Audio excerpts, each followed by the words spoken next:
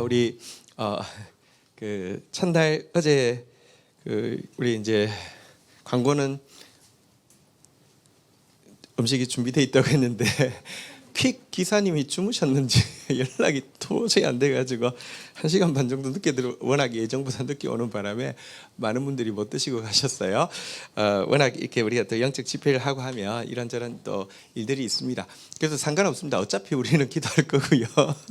또 하나님께서는 이미 응답을 예비해 놓으셨습니다.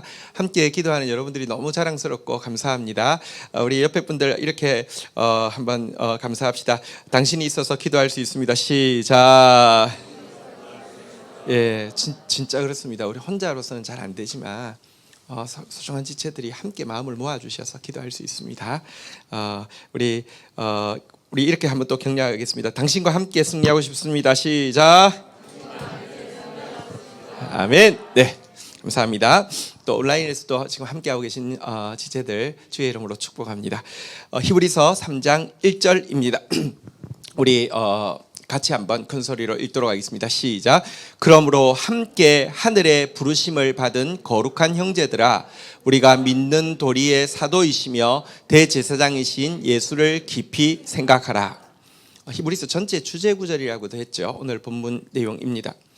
여기 보니까 한번 보시겠습니다. 함께 하늘의 부르심을 받은 거룩한 형제들아. 여기 보면 우리의 부르심에 대해서 함께 부르심 받았다라고 이야기하면서 또 거룩한 형제들이라는 표현으로 거룩함을 위해서 부름 받았다, 이 두 가지를 이야기하고 있는 것 한번 좀 보도록 하겠습니다. 여러분들 기억하십시오. 우리가 구원받고 주님의 하늘의 부름을 받았는데 나 개인만을 위해서 혹은 나 개인적으로 부름받은 것이 아니라 교회와 함께 부름받았다는 사실을 좀 기억할 필요가 있습니다. 영적으로 어릴 때는요, 나 개인이 하나님 앞에 부름받았다 이렇게 생각합니다. 그리고 하나님과의 1:1 관계에 집중하는 경향이 있습니다. 그렇게 되면 신앙생활을 해도요, 굉장히 개인주의적인 신앙생활을 하게 되고요. 그러다가 내가 뭔가를 좀 잘하면 영적 교만에 빠지고, 내가 나보다 누가 더 잘하면 영적인 질투를 느끼고, 이런 경우가 많죠. 근데 조금 지나면 알게 됩니다. 나를 하나님이 나 개인을 부르신 게 아니라 우리를 함께 교회로 부르셨다는 사실을 인식하게 됩니다. 교회를 보는 눈이 떠지는 것이 신앙이 성숙해지는 것입니다. 예수님은 알고 보니까 몸된 교회의 머리셨고, 나는 몸된 교회의 한 지체이며, 몸된 교회에는 나뿐 아니라 여러 지체가 있다는 사실을 알게 되고, 하나님은 우리 아버지라는 사실을 깨닫게 되는 단계가 된다는 것입니다.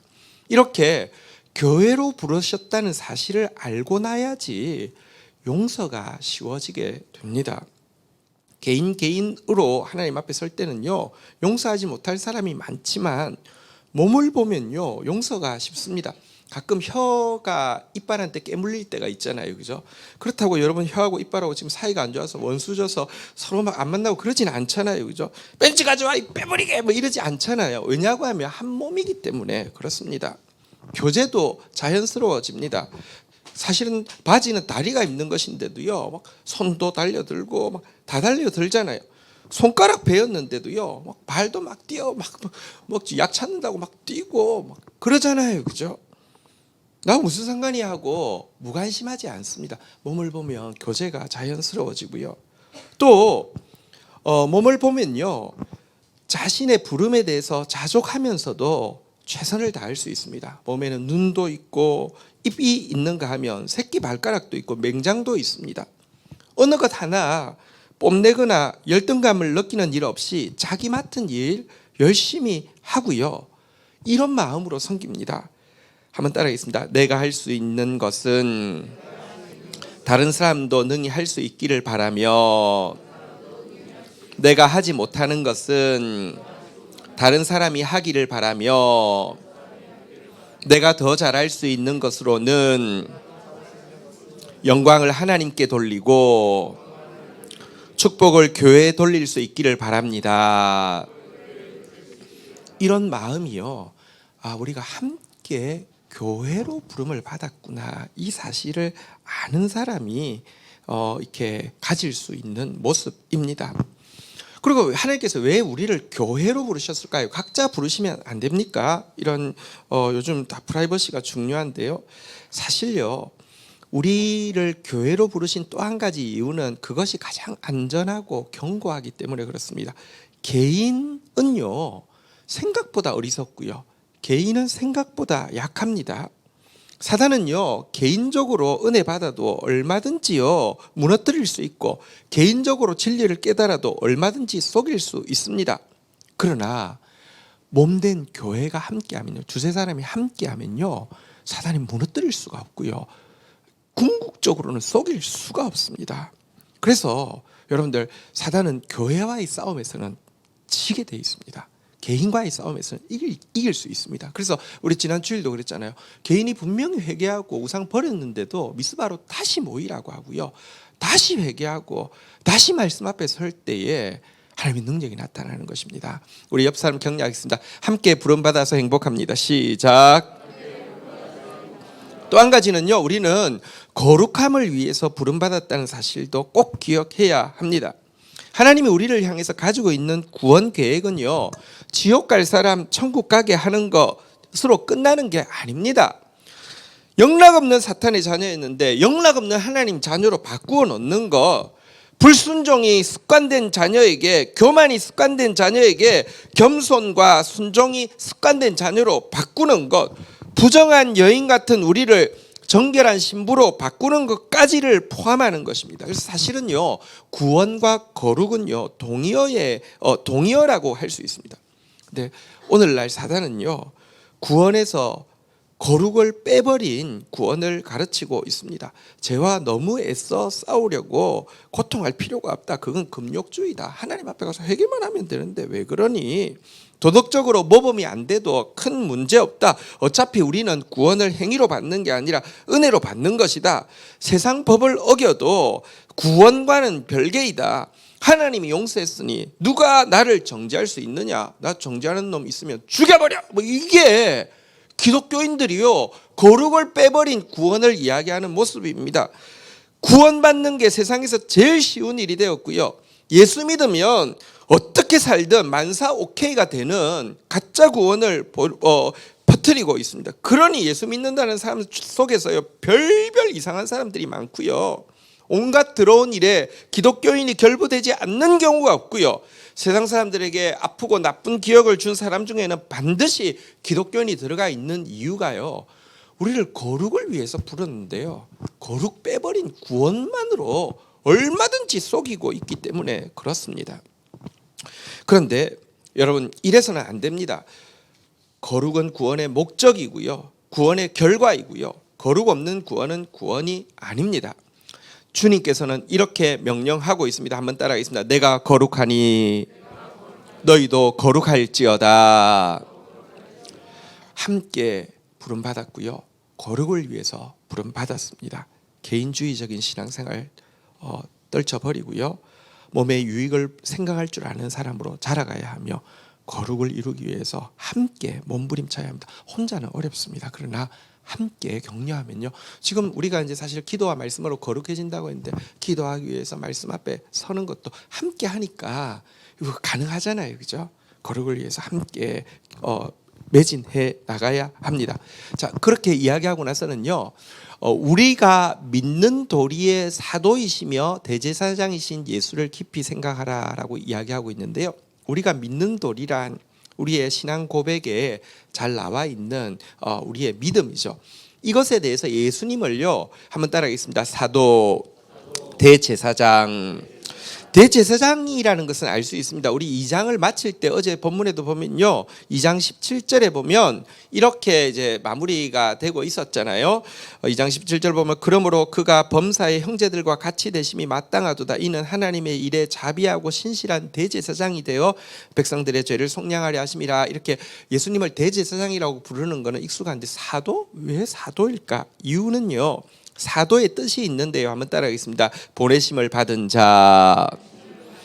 지금 이제 밑에 부분에서는 하나님께서 구약 시대에 보내신 자, 보내심을 받은 자, 사실 모세라는 하나님의 보내심을 받은 사도와 예수님을 비교해서 예수님의 초월성을 설명하기 위해서 사도라는 표현을 쓴 것인데요. 여러분, 어쨌든 이 예수를 우리 다시 3장 1절로 가서요, 한번 따라하겠습니다. 예수 그리스도를 깊이 생각하라. 우리가 온전한 교회가 되고 온전히 거룩을 이룰 수 있는 방법이 무엇이냐? 매일매일 예수의 삶을, 예수의 가르침을 깊이 묵상하는 시간을 가지는 것입니다. 우리가 각자 처한 상황도 다르고 형편도 다르지만 그 상황 가운데 구원은 무엇이냐? 그 상황을 뛰어넘는 예수 그리스도를 깊이 생각할 때 구원이 시작되어집니다. 우리 어저께도 예수 그리스도에 대해서 우리가 들었는데요. 깊이 생각하는 것입니다. 어제 내용을 간단하게 다시 이제 생각하면 이런 것입니다. 여러분 인생에서 혹시 하나님의 축복 가운데 참 좋은 교회 안에서든지 교회 밖에서든지 참 좋은 오빠 아니면 진짜 든든한 형님을 이렇게 떠올릴 수 있는 사람이 있습니까? 그 있다면 굉장히 축복이죠. 그 오빠 생각하면 진짜 이렇게 너무 뭐랄까요? 참 좋고 그 형님 생각하면 너무 든든한 사람이 있습니까? 있다고 하면 그분의 100배, 1000배 더 좋은 오빠, 더 좋은 형님이 누구시라고요? 예수님이라고요. 또 여러분 영화 같은 데 보면 그런 장면 나오잖아요. 그죠? 학교에서 일진이 있는데요. 애를 막 빵 셔틀 시키고요. 막 삥 뜯고 막 괴롭히는데 누가 나타나요? 오빠가 나타났어요. 형이 나타났어요. 그래가지고 그 앞에서요, 그냥 꼼짝 못하고 일진이 그다음부터는 그냥 이게 막 빌빌 매고 도리어 내가 지나가면 옛날에는 그렇게 빵 셔틀 시키고 막 그랬던 애들이요 술술 피하게 되는 그런 오빠 있잖아요. 그런 형님 있잖아요, 그죠? 그 형님보다 100배, 1000배 힘센 분이 우리 예수님이라는 거예요. 근데 그 예수님은 우리의 뭐랄까요? 우리가 받는 시험도 아시고 우리가 받는 고난도 아셔서 얼마든지 우리를 이해하실 뿐만 아니라 얼마든지 우리를 도우실 수 있는 분이다. 어제 내용이잖아요. 그죠? 깊이 생각하는 것입니다. 그게 깊이 예수를 깊이 생각할 때 하나됨도 거룩함도 이루어진다. 이렇게 이야기를 하고 있습니다. 오늘날 기독교가 사실은요 외부로부터는 비난과 미움을 받고 있고 기독교 내부에서도 뭐가 진짜 바르게 믿는지 혼란스럽고 왜곡되고 뒤집어진 복잡한 시대를 살고 있지만 이런 때에도 바른 신앙 붙잡을 수 있고 이런 때에도 바른 열매로 세상에 증명할 수 있는 방법은 유일합니다. 한번 다시 따라하겠습니다. 예수를 깊이 생각하라. 이 기간은 예수를 깊이 생각하는 시간입니다. 오늘 온종일 사실 저는 이제 보통 때는 이제 미디어 금식을 하기로 했고 이제 수금은 이제 풀 금식을 하기로 했는데 어제 하루 종일 미디어 금식을 하니까 사실은 너무 생각할 게 없어요. 이렇게 아무 생각 없이 보던 걸 안 보고 나니까 시간이 너무 많아요. 뭐 하는 시간이에요? 예수를 깊이 생각하는 시간, 우리 함께 그런 시간 가지기를 축복합니다. 2절로 넘어가도록 하겠습니다. 2절 제가 읽고 3절 여러분이 읽고 같이 4절 읽겠습니다. 그는 자기를 세우신 이에게 신실하시기를 모세가 하나님의 온 집에서 한 것 같이 하셨으니 3절 같이 읽겠습니다. 시작. 그는 모세보다 더욱 영광 받을 만한 것이 마치 집 지은 자가 그 집보다 더욱 존귀함 같으니라. 4절도 같이 읽겠습니다. 집마다 지은 이가 있으니 만물을 지으신 이는 하나님이시라. 자, 이어지는 내용에서는요 하나님께서 보내신 자, 다시 말하면 사도, 구약시대의 사도라고 할 수 있는 모세, 하나님의 집을 위해서 보내신 자 모세의 충성과 모세의 신실함과 예수 그리스도의 신실함을 이제 대조하는 내용인데요, 예수님의 그 신실하심에 비견할 만한 것이 모세의 신실함이다라고 이야기하고 있고요. 모세는 한번 따라하겠습니다. 하나님의 온 집, 하나님의 온 집을 위해서 신실했다 이렇게 이야기를 하고 있습니다. 하나님의 온 집은 뭐냐고 하면 이스라엘 온 백성을 이야기하고 신약의 표현으로 하면 함께 부름받은 교회를 하나님의 온 집이라고 하는데요. 모세는 정말 교회를 위하여서 신실했고 충성되었습니다. 그는 이스라엘 백성들이 용서받고 구원받을 수만 있다고 하며 자기 이름을 생명책에서 제해달라고까지 기도하면서 자기가 맡은 교회, 하나님의 온 집을 위해서 신실했던 사람이고요. 그래서 하나님께서 친히 모세의 충성됨을 인정해 주었습니다. 그의 신실하심을 인정해 주었습니다.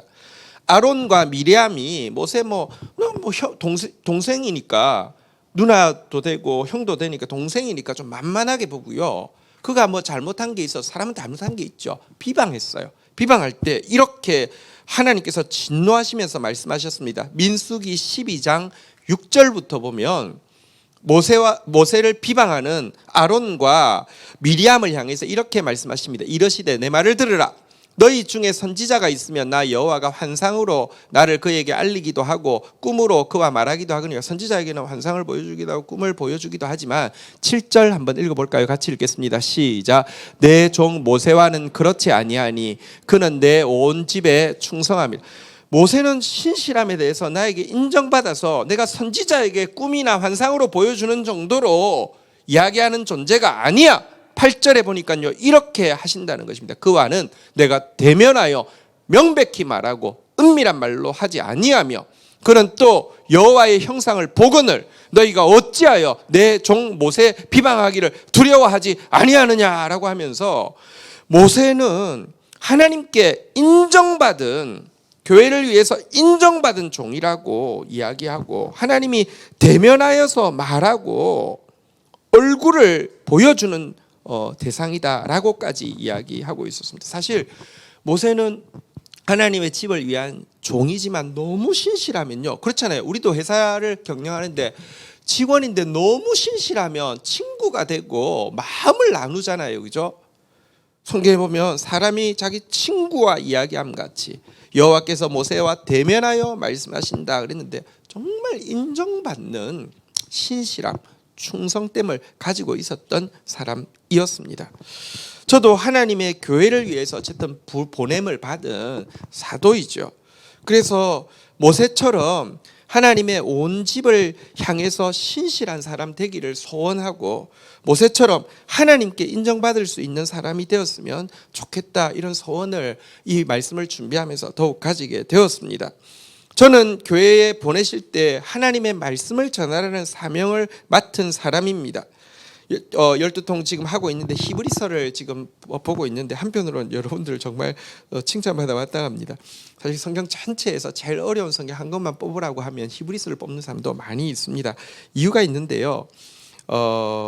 히브리서는 구약의 정통한 히브리인들에게 쓴 편지여서 내용의 구약 인용이 너무 많습니다.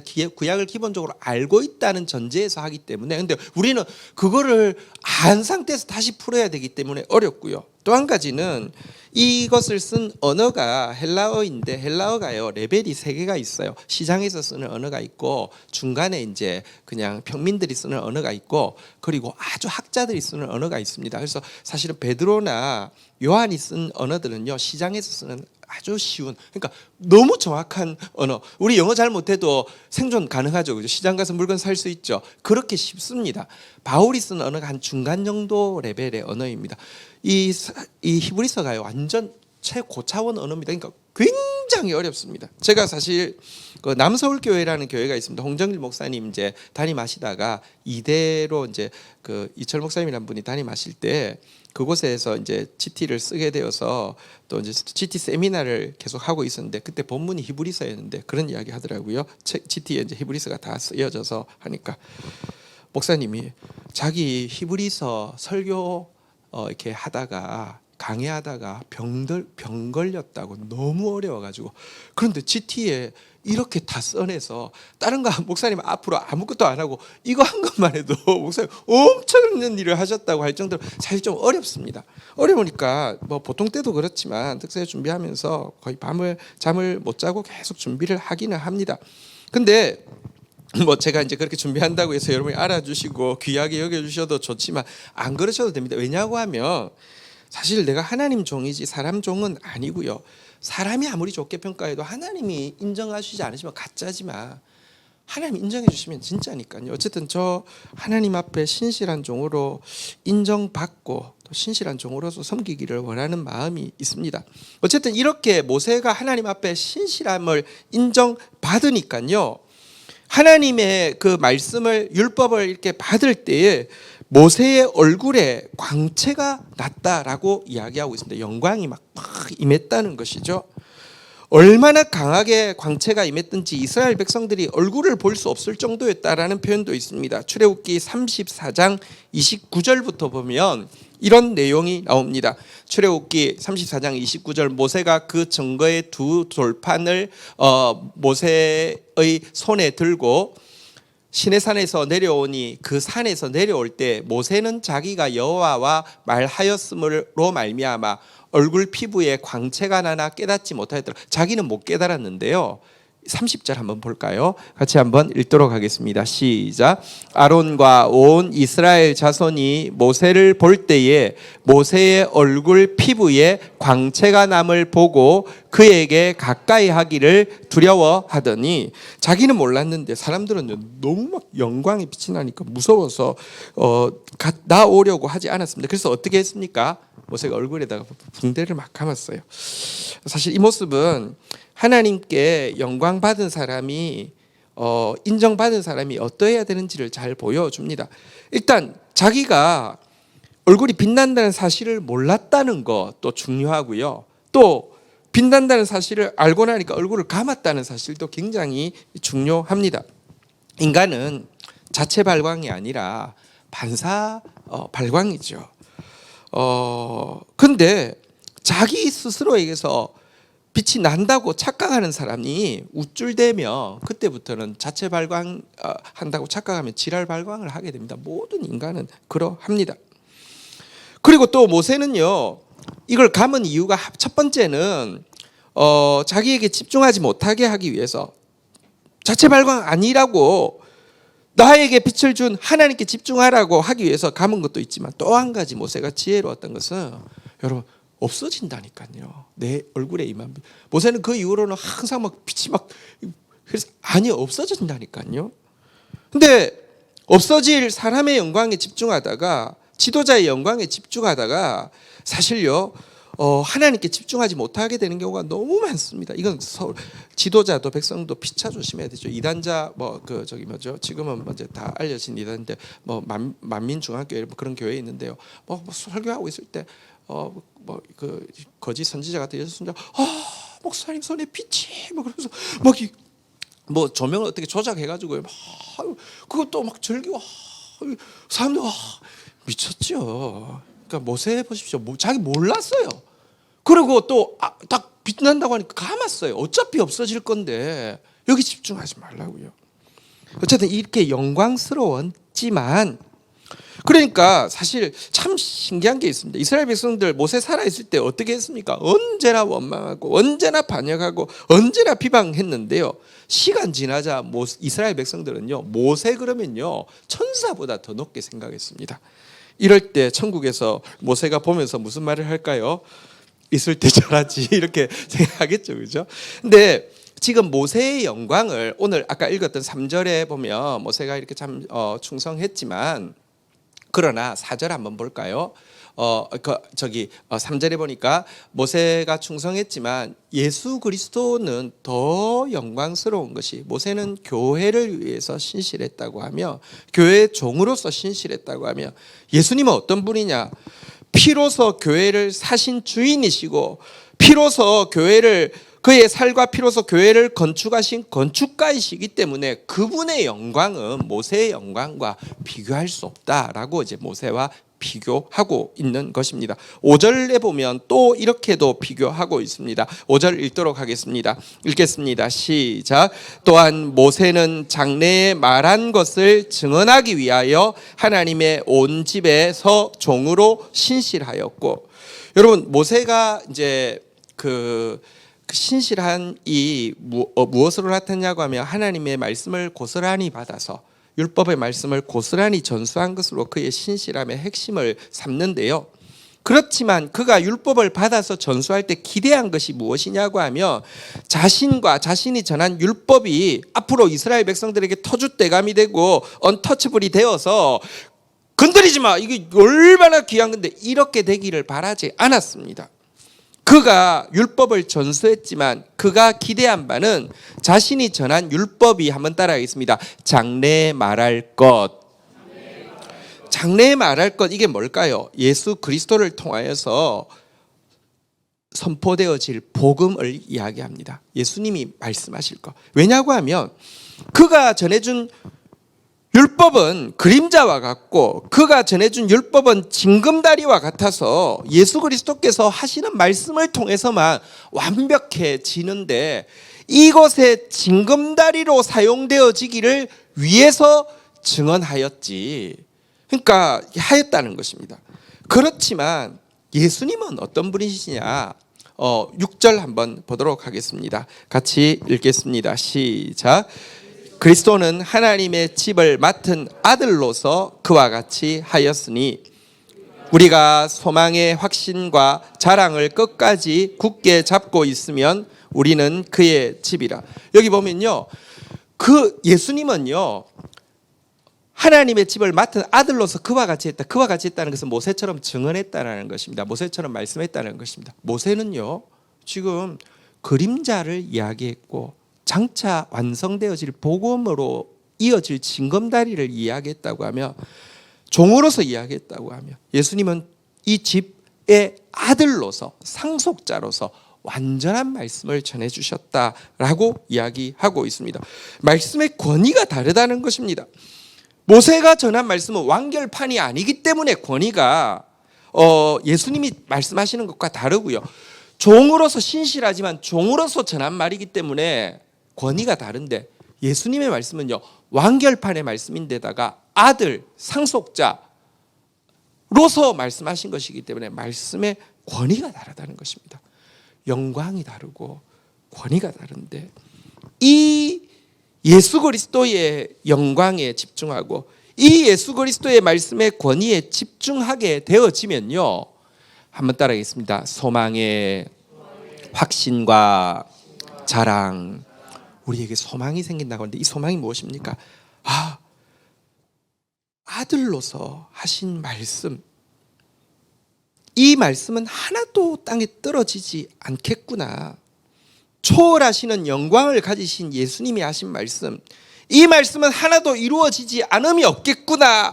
이것을 믿는 것을 소망이라고 하고요, 이 소망이 묵상하면 묵상할수록 확신으로 바뀌게 됩니다. 여러분 그냥 말 들을 때도 맞네, 이것은 믿음이라고 하면요, 확신은 뭐냐고 하면요 맞네 하고 돌아갔다가도 기억 안 난다니까요.